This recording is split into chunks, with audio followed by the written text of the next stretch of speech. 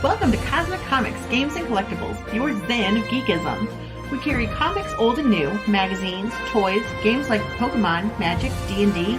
Want Godzilla, Ultraman, Star Trek, Ninja Turtles, Funko Pops? You'll find it all here. Shop our Cosmic Sound Room and pick up a record or two. Enjoy our Comic Coffee Lounge with a cup of Sasquatch coffee or a delicious menu item while geeking out over a super cool movie on our big screen. Come by and say hello to Maui. Cosmic Comic, Games and Collectibles. Superman loves us, and so will you.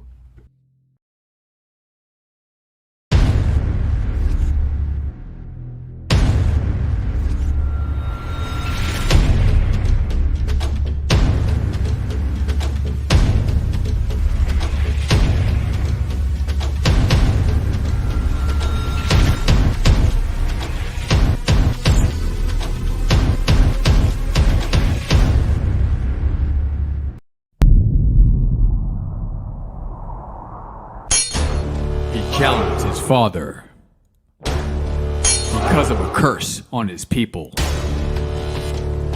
betraying his family in search of the truth, awakening the evil behind the curse. Now they must race to save their people or die trying.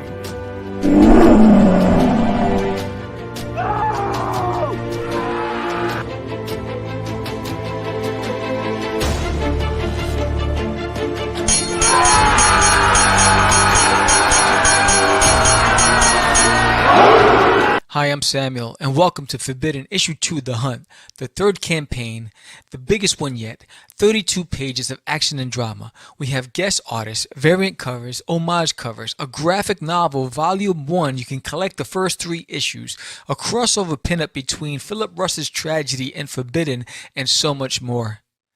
Thank you for supporting this book that I've been working on for 20 years of my life. It is my passion project, and I am happy to share with you. Forbidden. And good evening, everyone. I am RJ Carter, Senior Managing Editor here at CriticalBlast.com.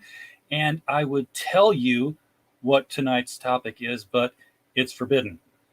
No, really. I'm serious. It's forbidden. Don't.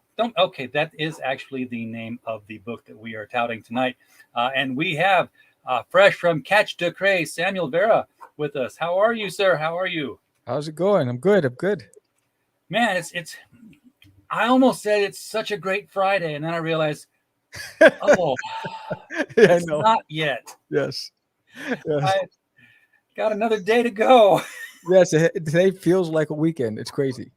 It is, and it's even more so than that because it's like I woke up 6:30 on Tuesday morning, and I said, "Not today, Satan," and I texted my boss, and I'm like, yeah, not gonna happen today. I do not feel it.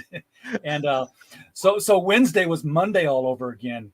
And you come in, it's like, yeah, it's a Monday. It feels like a Monday. And you got all these emails. I'm like, everybody was working on the weekend. Oh no, it's still Wednesday. Yes. And especially when you work from home all the time. Yeah. You just I don't know what it'd be like to live in prison, but I think this is pretty close now. It's like It's prison with grocery store privileges. There you go. Yes, I know. I love your intro, by the way. Thank you. Yes. That's a $5. Nice. I found them and said, hey, they were they had the same. It was the same video over and over with different people's logos. Right. I'm like, this is cool, but when you do ours, can you put it in reverse on the spotlight and then regular on the clouds? Like, why? I'm like, because that's how they work. I saw these logos like, they were frontwards on. I'm like, nope, it'll be backwards on the clouds. And everyone was happy with their logo, but I'm too much of a nerd. I catch on. It would bug me every time I played it if they did that. So you got a podcast. You got Catch the Craze. What's up with that? What do you do there? We interview indie creators. I started Catch the Craze back in 2005, back when podcasting wasn't a thing. And it was us, Comic Geek Speak, and iFanboy. Yeah. And we didn't know what we had. At that time it was all audio, and we were getting thousands of streams, and and I'm getting these stats, and we didn't know what that meant. And so we did it we did for about 2 years, and then I left comics and I left podcasting for 10 years. Wow. So I came back 2 years ago, and I started the podcast all over again. I realized had I not given it up and I stood where I needed to be, it would be a different story today. Because back then we had everybody, the who's who in comics was on the show, and it was fun, and I did it because at that time there wasn't a big platform for the small creators. So I was a small creator, and I wanted to promote those guys, and provide some sort of platform. At the same time, we were getting mainstream guys from Image and Dark Horse on the show. So, we benefited from both sides. And but then real life hits, and then I had to walk away for a while. Yeah, I mean there were a lot of really big names back in early 2000s. Before then, I'm trying. Ain't It Cool News? I mean, is that still a thing now? Is Harry Null still around? Oh wow, yeah, yeah, they were around. I mean, Silver Bullets were, a Broken Frontier. I mean, there was so many platforms back then. I remember digital webbing was a huge thing back then. Yeah, 411 Mania, I think. Yeah. Another Universe. That was actually a company that I wrote for under one of their other imprints. Thecomicsstore.com was what they were running it as, but it was Another Universe. Yeah. Comic Book Resources and Newsarama still kicking. Still staying afloat. Yeah. So but yeah, a lot of big names came and went. You've come back, so I'll have to create something so I can go get on your show, man. Yeah, definitely. Well, you can come on my show just to promote your show. We promote everybody. We actually have a book. I just haven't crowdfunded it yet because I'm still. It's not a comic book. It's an anthology of horror stories, comedy, horror, science fiction. We did it a year and a half ago. We did The Devil You Know, which was short stories of people who meet the devil and have an encounter, and you either sign a contract or work a deal or have a fight or whatever it is. Worked out so well. We're going to do The Devil You Know Better. Nice. And we're reading for that through the end of March. We've got commitments from Mike Barron and Hart Fisher. Are going to have stories in that. And then I like all the anthologies we do, and we've done a few other ones to have some names that are writers. I've done reviews for Critical Blast, and then before that I worked for somebody else for 15 years doing reviews and stuff. So I had contacts, and I reached out to a lot of these authors that were writers for Scholastic and Simon & Schuster, and I was like, hey, we're doing this. It pays crap, but you'd really help us out a lot if you had a short story laying around that fit the theme. And they did. And right. It was funny. One of them was like, I have an agent. He demands that everything go through him and all that, but I will tell him that it's going through him. It was a $20 short story he submitted that probably cost them $300 in legal fees for the contract and everything to be processed. Wow. That's crazy. So, but I like it because it's all the new writers that come in. They have this opportunity to say, hey, I was just published in this anthology alongside this guy or this guy. And, right. And it can be a stepping stone to getting them to writing bigger and better things. Yeah. And I've seen some of them take off. So proud to be a part of their career.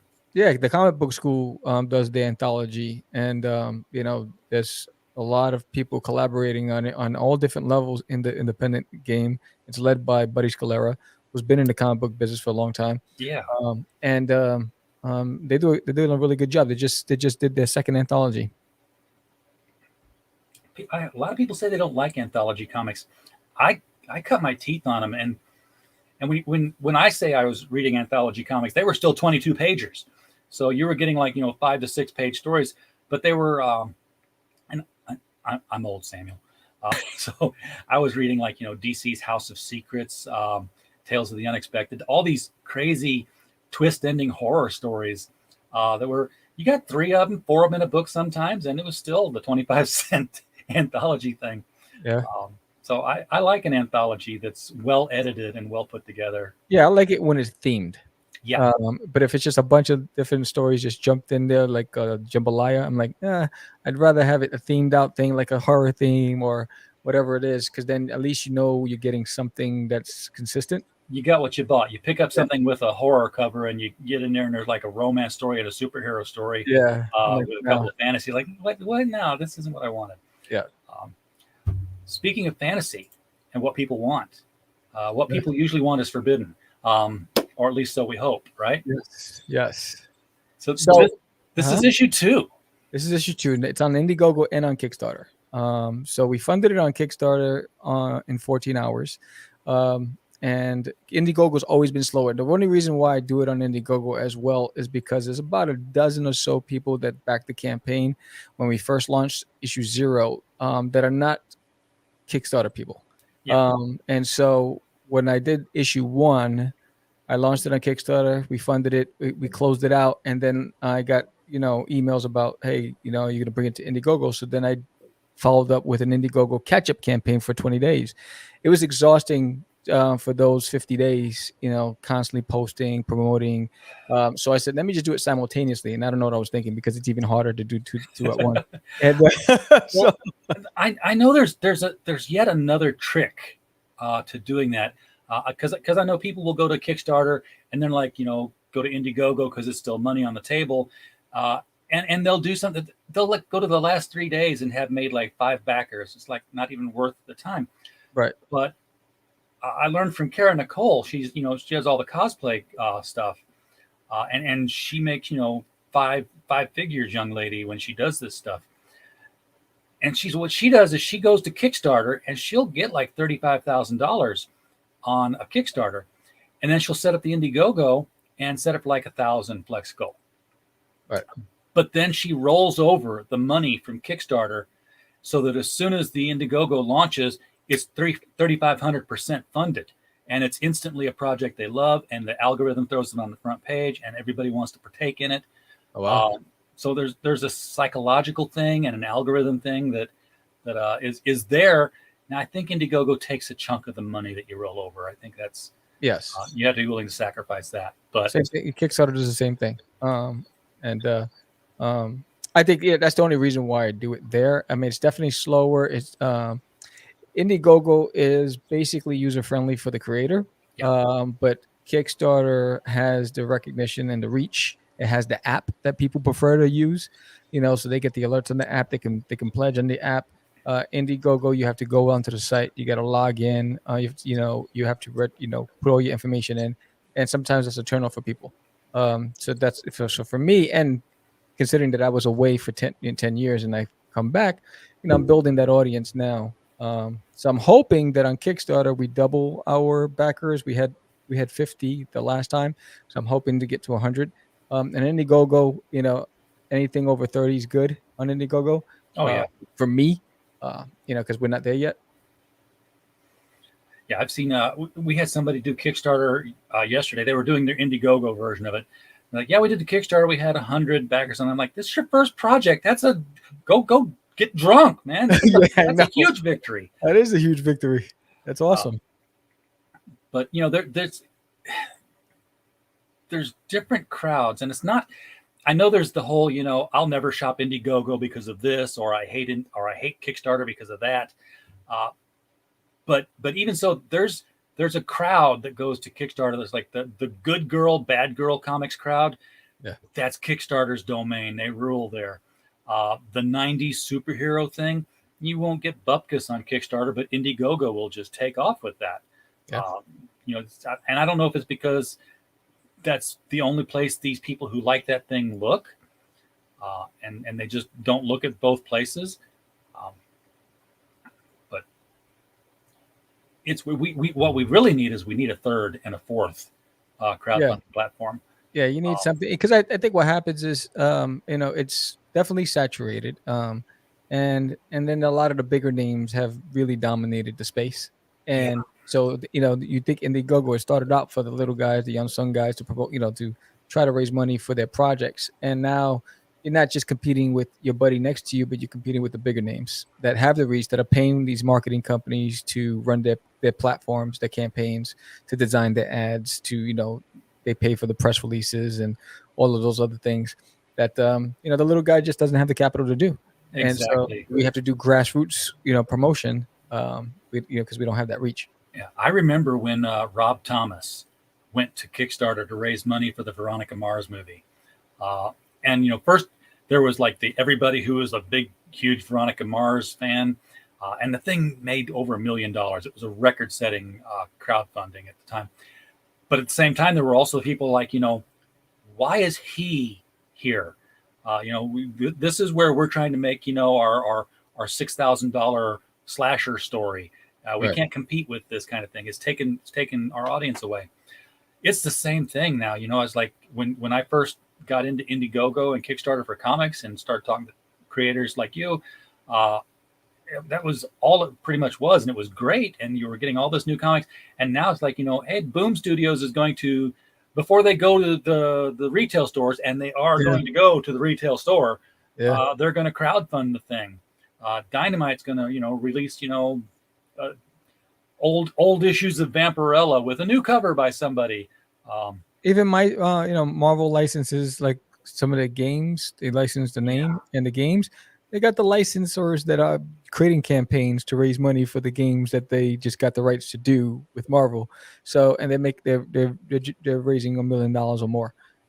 Games is huge. You should get out of comics and go make games, because that's got a huge fan base. Those tabletop things, big money there. Yeah. And it's the same mark. It's the same distribution stuff that you have to go through. It's a printer. You just say, hey, don't print me a book, print me something on cardboard, and I need some trading cards, and find me a 3D printer to send me some molded pieces. And we're good. We got a board game, and here you go. Yeah. So why are you doing comics, Sam?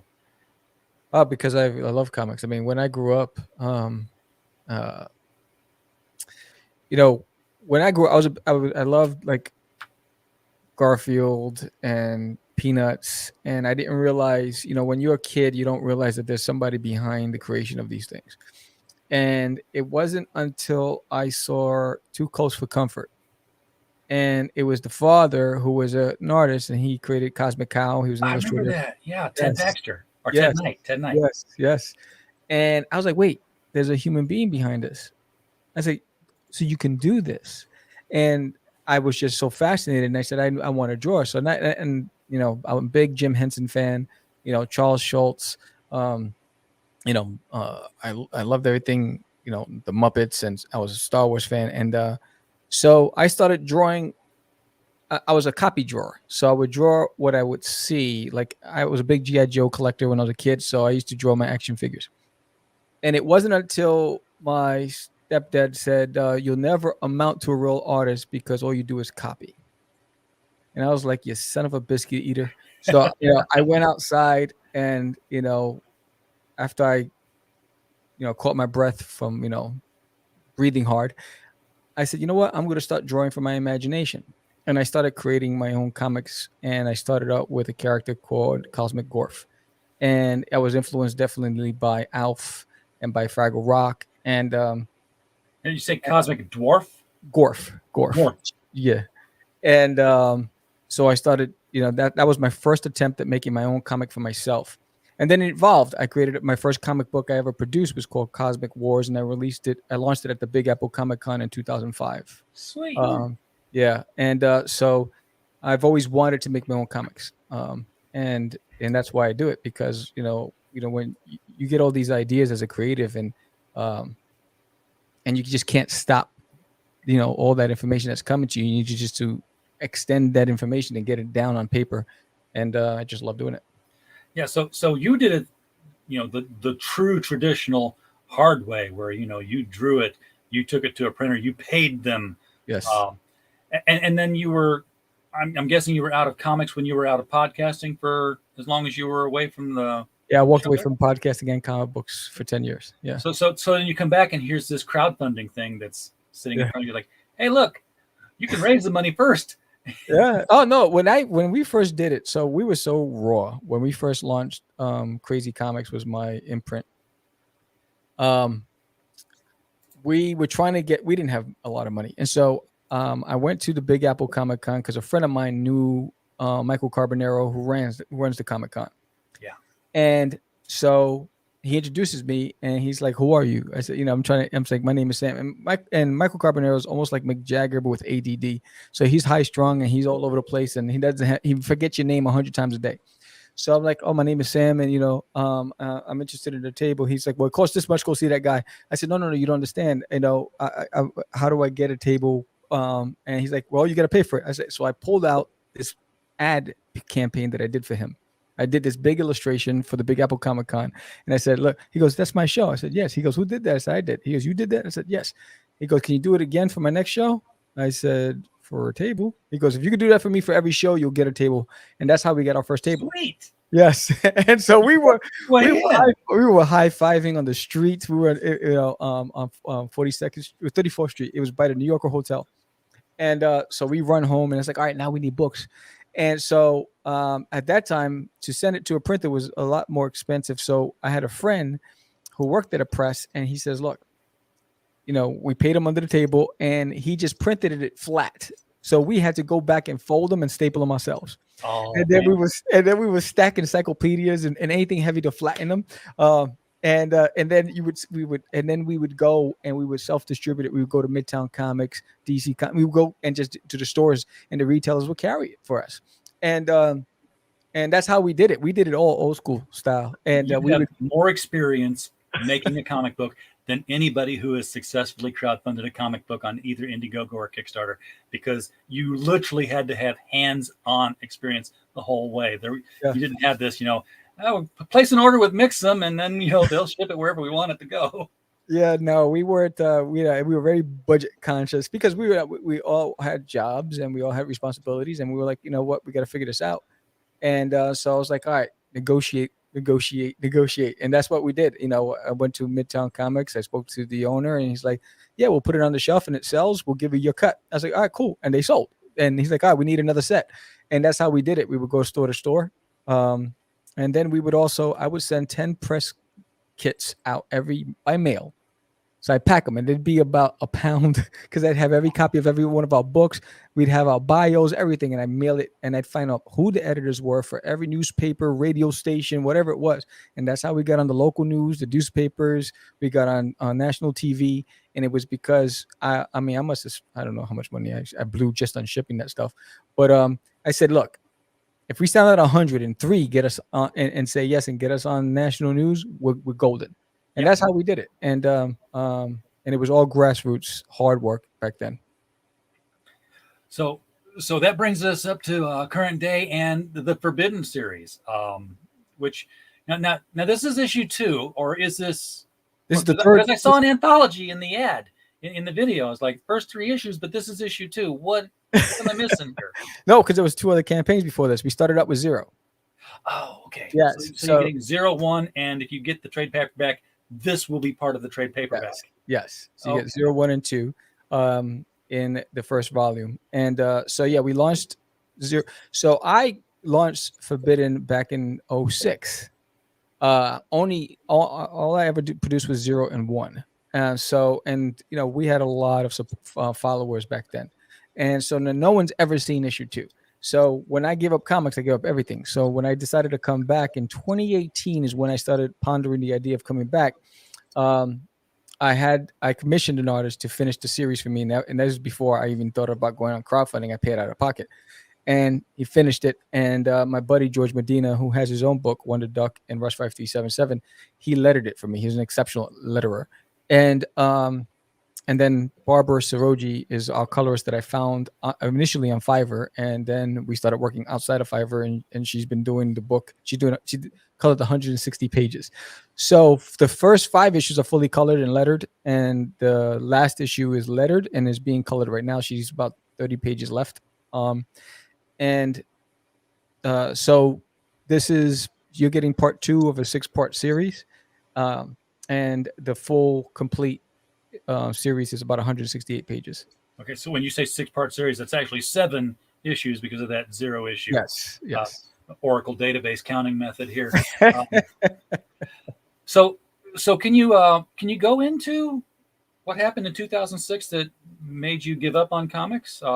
Yes. So there was a point where I didn't leave comics till about 2008.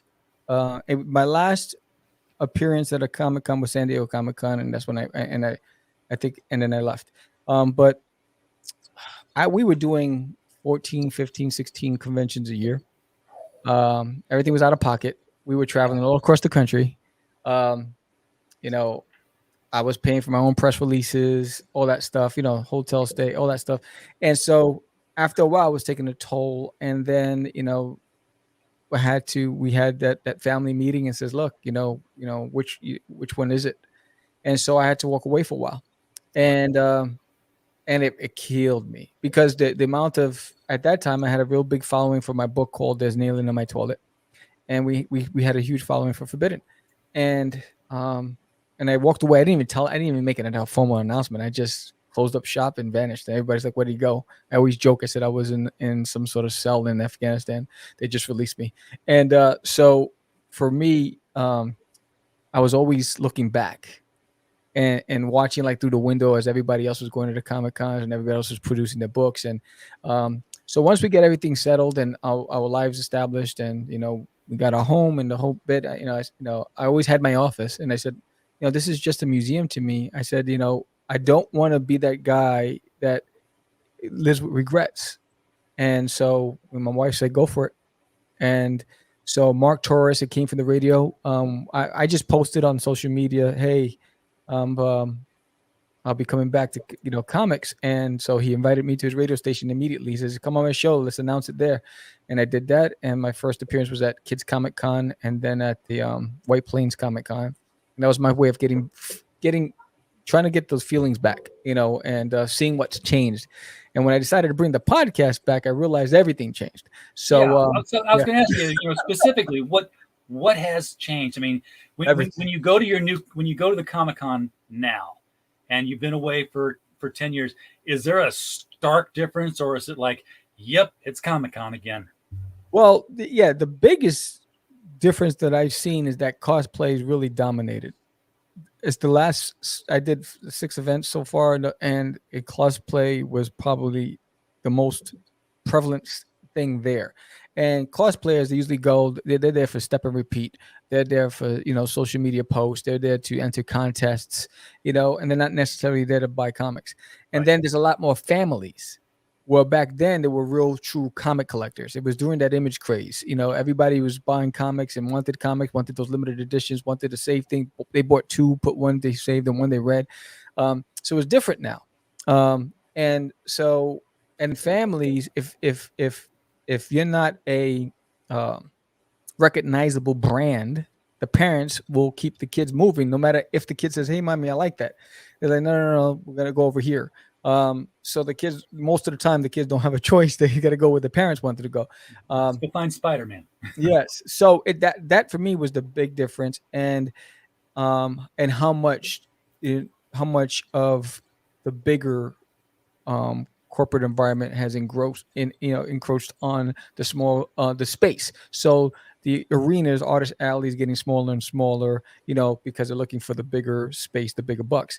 So those are the things that I saw that changed. And in podcasting, everything changed. The technology changed, software changed, streaming changed, all these other platforms that were available.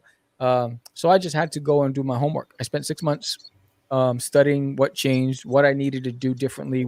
If I was going to bring back the podcast, what softwares I needed to understand, which were the better streaming platforms, all those things. And then I decided to come back. Yeah. The cosplaying thing is, it has taken off, and we do a monthly cosplayer of the month on our channel simply because it seems like fun. I thought it'd be a lot of hits. It's okay.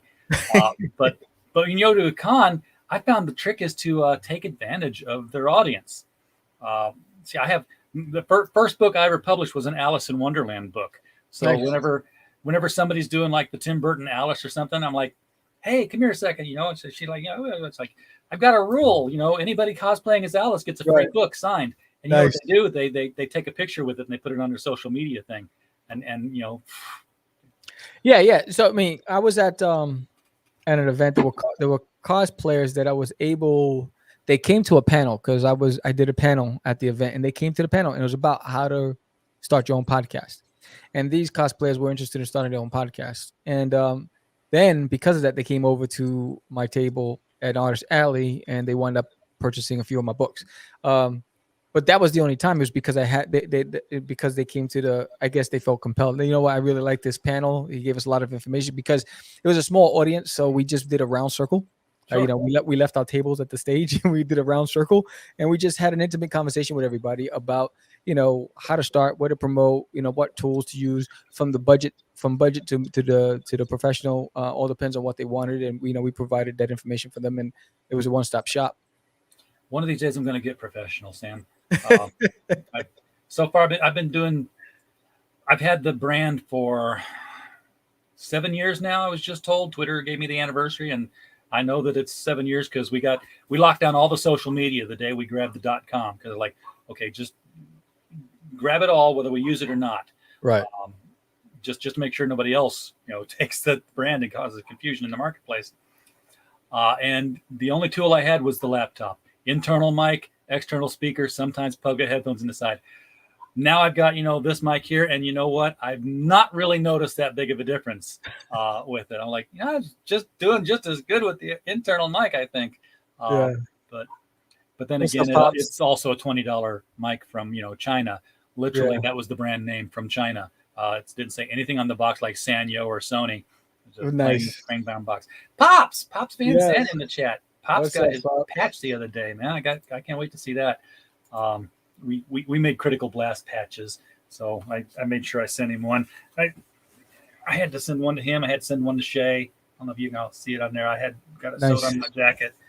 Well, you know, I blame Von Klaus. He put those patches out for Monster MD, and I was like, I got one because I ordered the book. I'm like, well, what am I going to do with the patch now? So I made patches of my own, used them for promos. Right. Got a patch now from Tail End Studios. I'm like, okay, it's time to start being patch guy. There you go. With the denim jacket and everything. Yeah, that was the craze, you know, in the days. I remember. Yeah. I put that on. I feel like, you know, I need some Poison playing on the radio now. Yeah. So tell us about the story of Forbidden, because watching the video, this, if I look at an image, I'm like, okay, this is, you know, Arthurian medieval story. And then I'm watching video, I'm like, yep, horses and knights, and what the fuck are those helicopters doing there? So Forbidden is basically centuries ago, you know, primitive Earth. There was a race of people, and they were broken into three components. There were hunters, farmers, and soldiers. And what kind of numbers did you do on Kickstarter? I'm funded on Kickstarter, Pops. Thanks for asking. Still want to get to 100 backers though. But yeah, so so hunters went off looking for food. They went into a forest that they knew they should not have gone into. It's forbidden. And they entered the forest and immediately were attacked by creepers, the entities that dwell within that forest. One made it out with alive. The rest of them did not. He made it back to the village. By nightfall, a figure comes to the head of the village and says, give us back the person who's desecrated our land or suffered the wrath of Nokron. And they chose not to. So by morning, everyone starts waking up to screams. They're burning from the sun alive. So they start fleeing and they race on the ground into the caves and never to be seen again. So now, centuries later, the world has evolved. They remain on the ground and they have not. You know, they're still with their primitive ways. So issue 0 starts off where the son, Starticus, challenges his father, Lord Vox, and says, how do you know this curse still exists? We've been down here for ages. And the father imprisons his son, he said, until he gets rid of those foolish thoughts. The son escapes. Yes, the son escapes and commits murder to escape, killing his own with the aid of his love interest, which is Arius. And they escape to the surface. That was where issue 1 started and ended, where they jumped into the water. Issue 1 starts off where Sin is now on the surface, but without Arius. He wakes up and she's not on his side. Doesn't know what happens, and he's befriended by this stranger. His name is Viejo, and he takes him to his cottage, and he's there for a reason, and you won't find out until this issue who Viejo is and what his purpose is. Sin is having an adverse effect from the sun, and so he gets sick. But he goes and he leaves Viejo's place, and he heads off, and not realizing that he's triggered Nacron. Nacron is the descendant of the one that's cursed that the people, and it's prophecy states that Nacron will fall at the hands of the Son of Rocks when he rises. So now the Son of Rocks is now on the surface. So Nacron is in the form of David Hunter, who's this billionaire mogul who is looking to dominate the globe. They're alerted that someone has risen from the caverns. They must destroy him before he destroys his plans. So they go after him. They send assassins. They want to see, to find him. And he's rescued by Viejo and brought back to the hut. This issue is now you find out Desiree, who's his sister, is torn between her brother and her father, understands what her brother's foolish ambition has done, and now it's threatening the lives of her entire existence and her people. So she now has to go and race through these dangerous caverns to try to seek aid for the coming war that's going to come because of her brother, and she has to try to save her brother before it's too late. So that's a lot going on. There's a lot going on. Yes. You must have like a conspiracy board with threads and pictures, like, and this has got to go here, and then this is going to split up. Like, I would not be able to keep that straight if I were the writer. Reading it's great. The roller coaster ride is fun. Engineering it, not so much. So now, are you the artist on this, or did you said you paid an artist earlier? Yes, no. So I'm smart enough to know that when I wrote Forbidden at the time, I designed all the character designs and everything and the logos, but I knew that I wasn't the right artist for it. And at that time, I was drawing a book called There's an Alien in My Toilet. And so I put the script away. So when I write the script, I write it, DC style, where it's very detailed. Have captions, panels, dialogue, everything. And so I wrote the entire, I call it the Bible. I wrote all the character backgrounds, and I wrote 2 scripts, issue 0 and issue 1, and I put it away in my binder. And then I found Anibal Arroyo at a Star Wars convention, which I shouldn't have been at because I didn't do well. And but we're at a Star Wars convention, and 2 things happened. We were placed on a documentary called Inkswell, and we met Anibal. And so he started illustrating issue 0 and 1. And then I left comics for years. And then when I came back, he wasn't able to complete the series. So I found Prime Santra on DeviantArt. And he finished the rest of it. And he did the rest of 100. He did about 110 pages. So I do covers for this series and all the promotional stuff. All right. So let's take a look at some of the tiers then we've got here, because I'm scrolling by. There's tiers, tiers upon tiers upon tiers. I'm still waiting for people to figure out. Just put the book up. Everything else is an add-on. But yeah. Hey, Mike. Mike's here in the chat. He's getting ready to set up the mic stand, which will be right after our show at 9 Eastern. So everybody head over to the mic stand after that. Catch the today's niche news through Mike's mic. So your featured tier is first day Psycho bundle. So that's on the difference is on Kickstarter, you can do a first day bundle and it ends in 24 hours. Here, I made it a feature. So it's the only time you can get the 3 pieces together. So John Katsus, who is an indie artist, he did a variant cover. So this is the cover that he did with the print and the sticker. And if you scroll down, you'll be able to see what that looks like. There it is. So he did that variant cover. Yes, it's beautifully done. The colorist that I use for this, she also does the colors for my covers for a book called Catch the Crazies. And she's just fantastic. So so that's the only time you can get, on Indiegogo, you can get this bundle throughout the entire campaign. On Kickstarter, it's no longer available. Okay, and that's a $25 one. So you're getting the variant cover, you're getting the sticker, and you're getting the print and the PDF copy. So that's actually 4 things. And that includes shipping altogether. So you're not going to the next screen to add shipping. Oh, really? Yeah. That's an even better deal now. Yeah. So I always include shipping in the pricing unless it's international.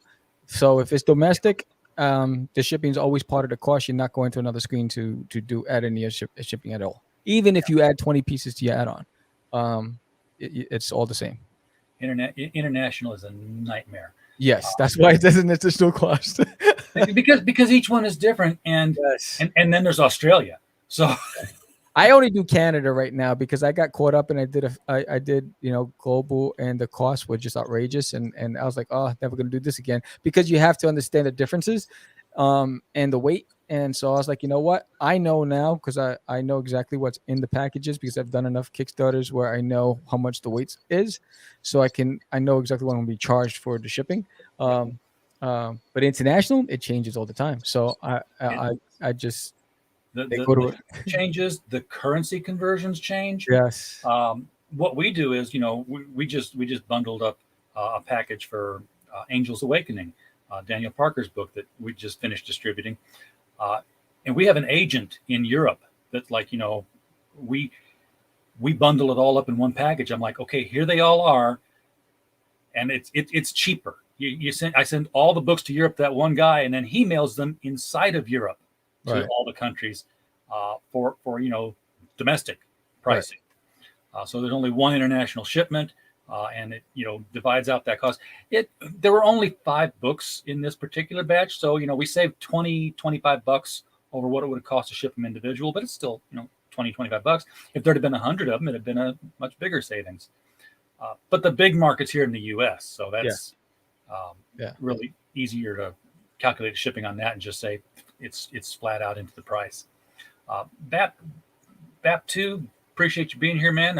Hope things are working out for you. I haven't talked to you in a while, but thank you for popping by. Hope you liked what you saw with Forbidden.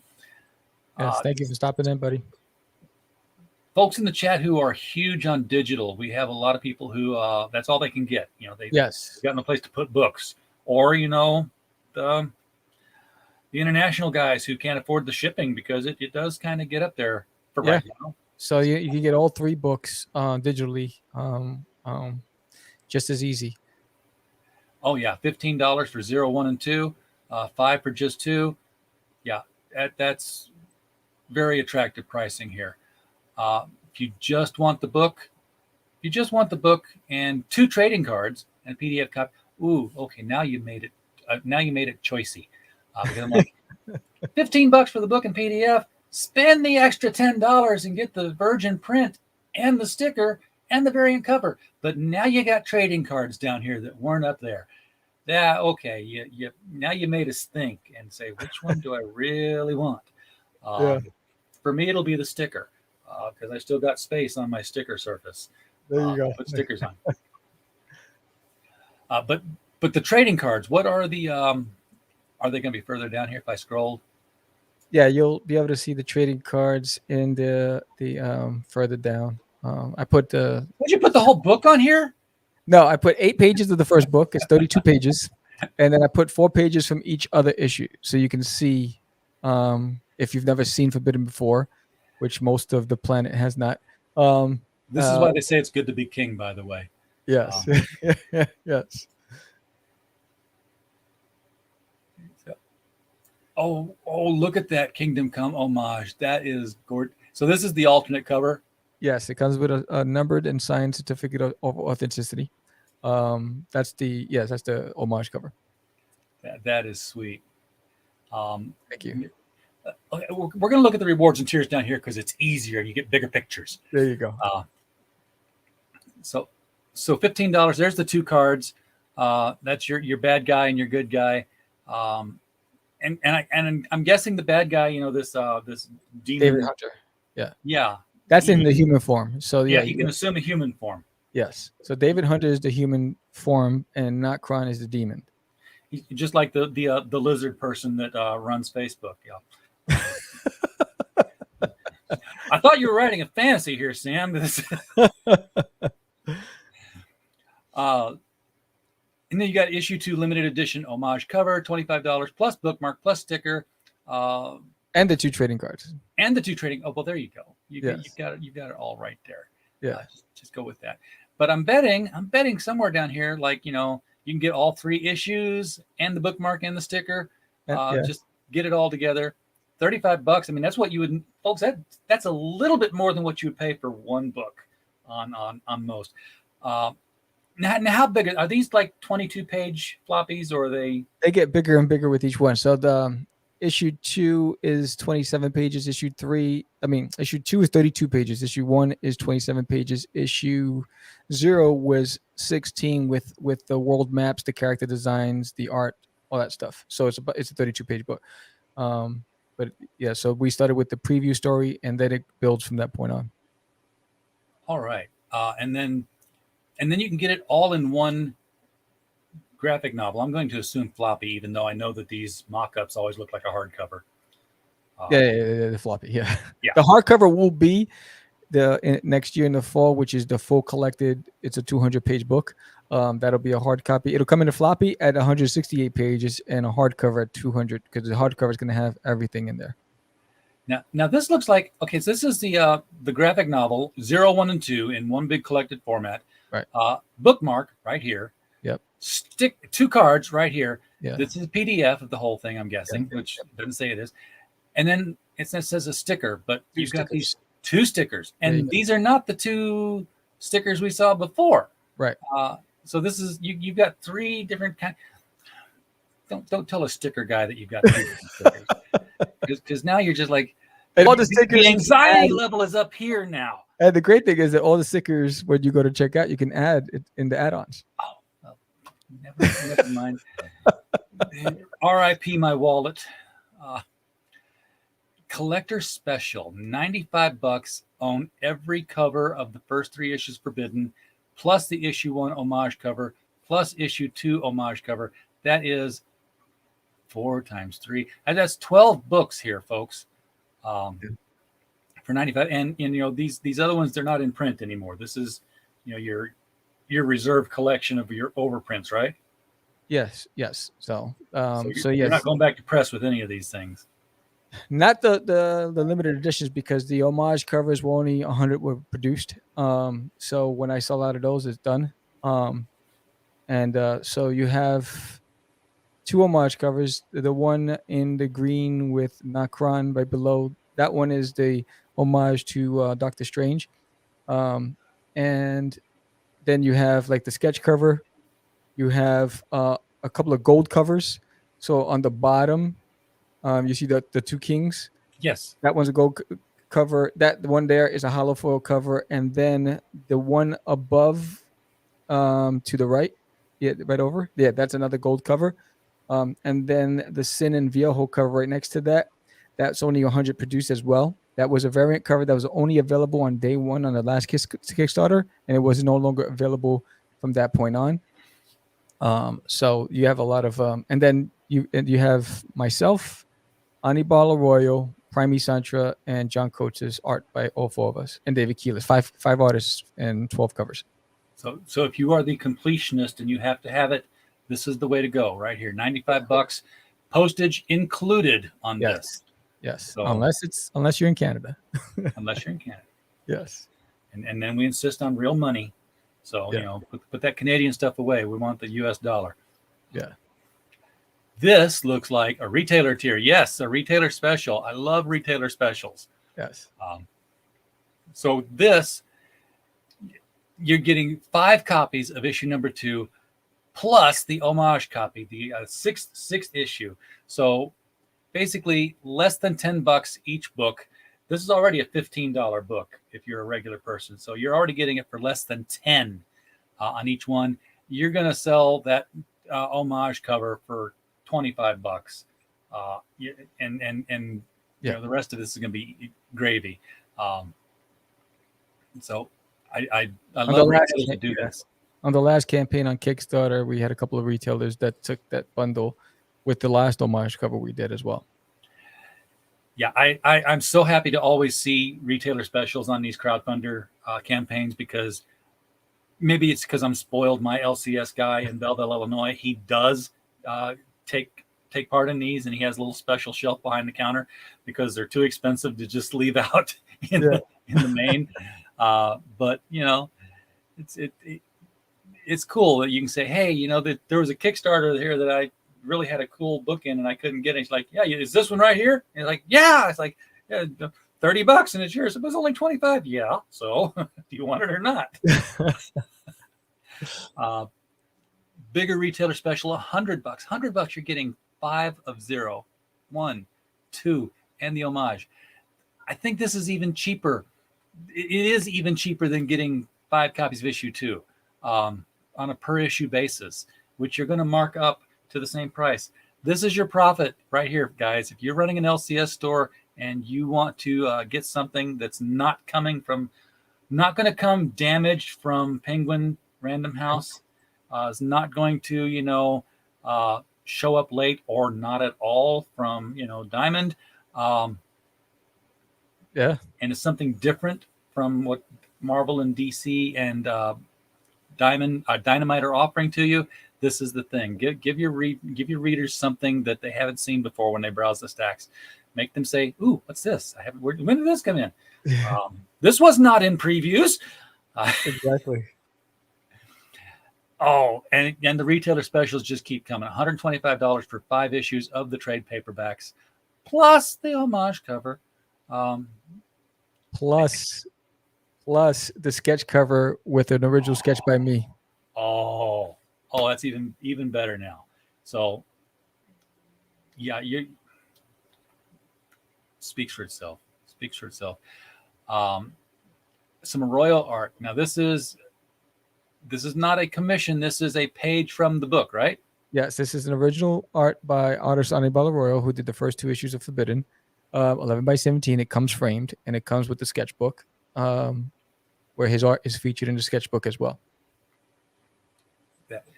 And it's come framed. You said framed. Yes. This is not going to just be mailed flat. No. This is framed. Yes.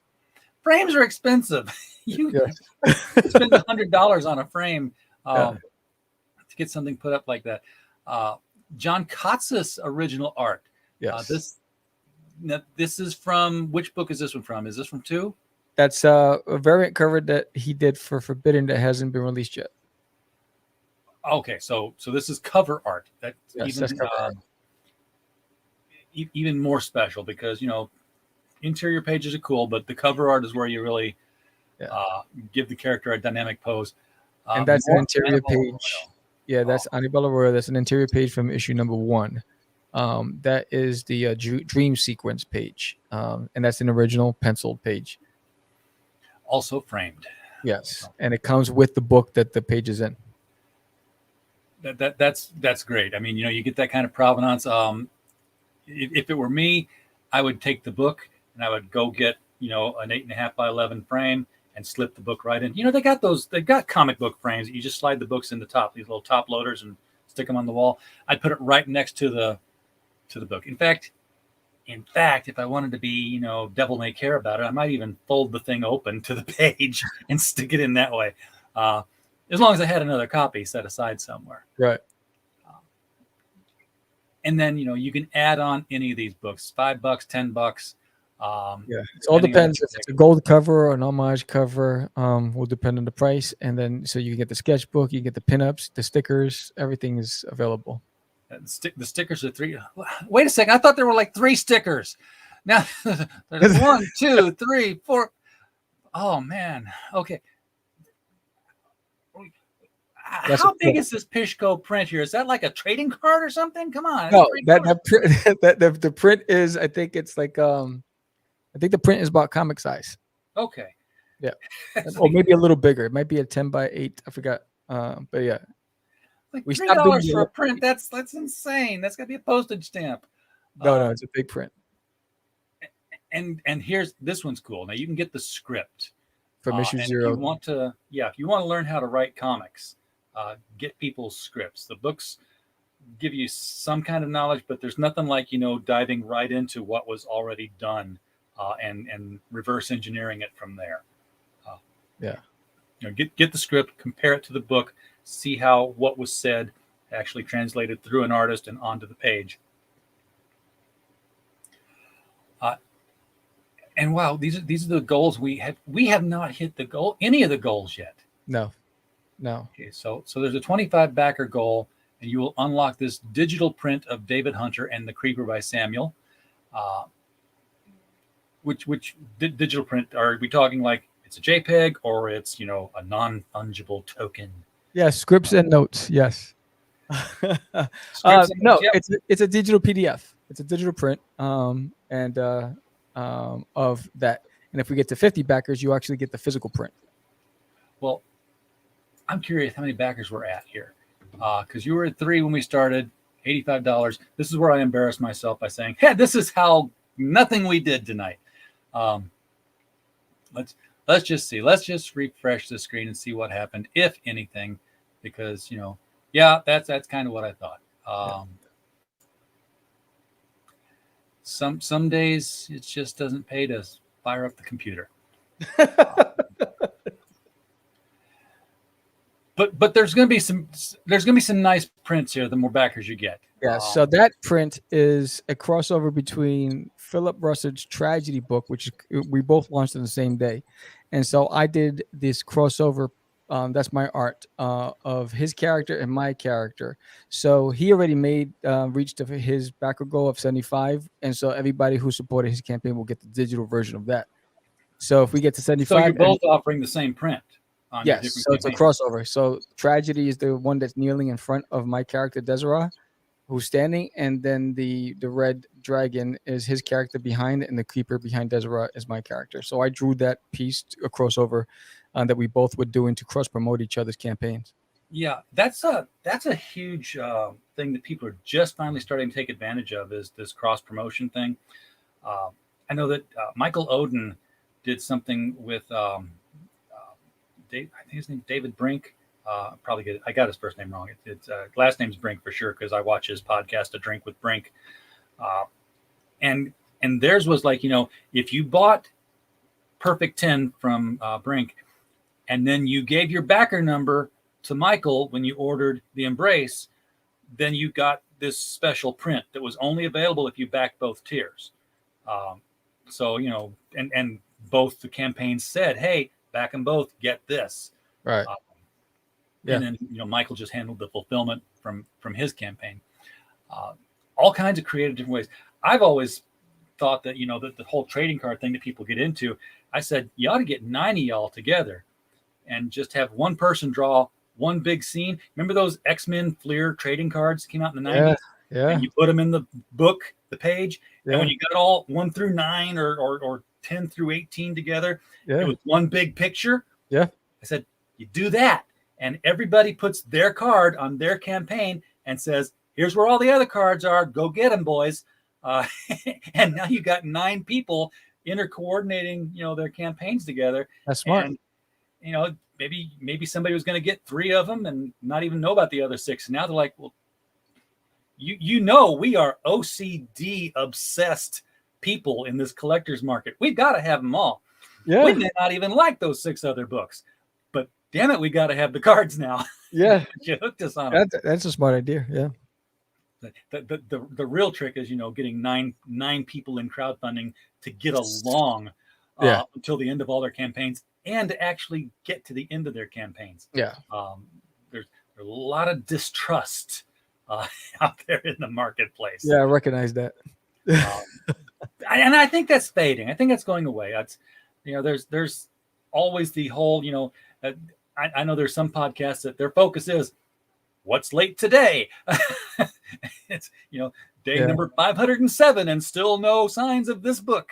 Well, that happened to me. I backed the campaign and I didn't see it for a year. It missed its deadline by like 10 months, and where it said we were supposed to get it. And I make it a point that as soon as I normally, like, for instance, if the campaign ends November, the last day of November, normally I would put on it, you're getting it January. So I take those that month it takes 2 weeks to get the money from the campaigns. And then everything, once the money shows up in the bank, then I hit send. It goes to the printers. As soon as I get it, I package it. It's out. So I put February for this one because of all this talk about the paper shortage and the Postal Service talking about they're going to be delays. So I said, let me just put that out there. But same premise. If I get it on time, you're going to get it earlier than February. And every campaign that we've had, everyone's got it on time, or earlier than we announced that we would have it to them. Absolutely. And in Fluxcore, you're correct. That is called a puzzle. They were called puzzle trading cards. Yeah. Used to find a lot of them in the Wizard magazines too. Wizard magazine did them. Sometimes they did them with comic book covers. Yeah. My favorite one was like the when they introduced the Justice League Detroit era, when they it was Vixen, Vibe, Gypsy, and Steel, and those 4 covers. When you got them, you put 1, 2, 3, 4. It was this 2x2 huge picture. I was like, that was my first puzzle comic book cover thing, and I was all of 14. I was like, this is so cool. I pinned them to my wall in bags, so that they made the picture on the wall. I thought it was just the craziest thing in the world. I'm like, they should do this all the time. Nice. I was easily impressed as a teenager. You just gave me an idea. There you go. You go with them trick. Well, yeah, you remember X-Men #1? When they they put 5 up. Now they just made theirs just keep going long, and then you could cheat and get the last one that came out, which was just the gatefold cover, the whole thing right there in one. But no, it's much cooler if you can put the books together and see it build. Yeah, build that picture. That's awesome. So, Sam, is there anything about Forbidden that I didn't touch on that people need to know about, so they'll jump in on this and get it? It's just I worked on it for 20 years. It's my baby, and I've worked on it with a bunch of my buddies, and it has a lot of heart and soul. And if you love fantasy and drama and suspense, you're gonna love this. I wrote this before Game of Thrones and all that other stuff, the shows, and you'll fall in love with one of the characters, whether it's Desiree, whether it's Sin, whether it's Viejo, and you're going to grow to hate some of the other characters. And in this issue, it's going to answer a lot of your questions. It's going to raise a few more questions. So it's, join the Forbidden, join the hunt, and take a chance on something that's not trending. This is definitely not something that's out there. You can see what's trending and what's pop culture. I'm going left. Everybody else is going right. So get in there and make it trend, folks. Steer it into that trending column. Be the reason it trends. You'll feel good about yourself. Go left with me. Yes. All right, Sam, thank you so much for helping us catch the craze tonight. And where can people find your podcast? Catch the Craze. It's with a D-A, not a T-H-E. It's Catch the Craze, and I'm on every platform under Catch the Craze. Excellent. Thank you so much for bringing Forbidden onto our meager platform tonight. We do appreciate spending time with you. Thank you for having me. Folks in the chat, the link to the Indiegogo, if you didn't see it pinned to the top of the chat, it is also right below this video. It'll be there after the replay. Click on it at any time. Go throw money at this thing. And get this thing funded. I mean, I know it's going to be funded, but make it respectable. Come on. Give this thing a respectable ending to it when it reaches the. And if you don't like Indiegogo, it's also on Kickstarter. So. Yes, you can go to Kickstarter and get it there as well. I linked Indiegogo just because I found one. I'm like, and because I'm not used to seeing them on both. I'm like, well, if I found it here, he must have already done it there, or he's not going. No, we funded on Kickstarter in 14 hours. But it's still open. It's still open. It's the same timeline, and there's different art pieces that are available on. And there's actually 4 original art pieces on Kickstarter that are different from what's on here as well. Check them both out, people, and find the one that you're going to want to get. There's going to be one of them. Thank you so much, everybody, for showing up tonight. In the audience, we don't have a show without you out there listening to us, so we appreciate it. And as always,